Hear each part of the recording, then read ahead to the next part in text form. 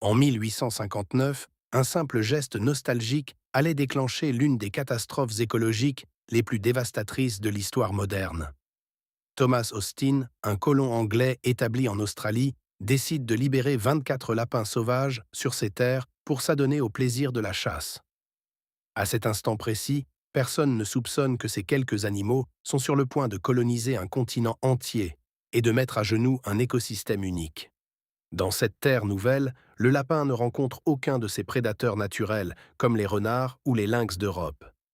Il trouve un paradis de pâturage infini et un climat clément, des conditions idéales pour une reproduction frénétique. Ce qui n'était qu'une poignée d'individus se transforme, en à peine quelques décennies, en une marée grise de plusieurs centaines de millions de créatures, progressant de plus de 100 km par an à travers l'arrière-pays.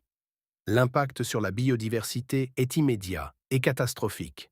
Cette armée silencieuse dévore tout sur son passage, ne laissant derrière elle que la poussière.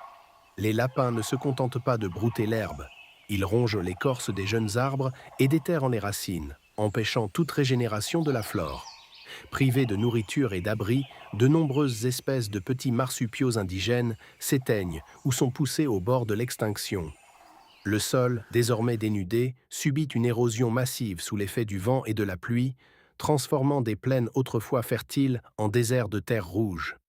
Les agriculteurs assistent, impuissants, à la ruine de leurs terres et à la mort de leur bétail, alors que les tunnels creusés par les lapins déstabilisent littéralement le relief du pays. Face à cette menace existentielle, l'Australie engage une lutte acharnée et sans précédent. Le gouvernement fait ériger la Rabbit Proof Fence, une clôture monumentale s'étirant sur des milliers de kilomètres pour scinder le continent et stopper l'invasion. Mais les lapins parviennent à la contourner ou à creuser sous ses fondations.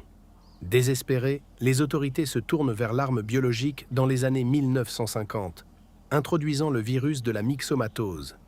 Si l'hécatombe est d'abord massive, les survivants développent rapidement une résistance génétique, relançant un cycle de lutte perpétuelle.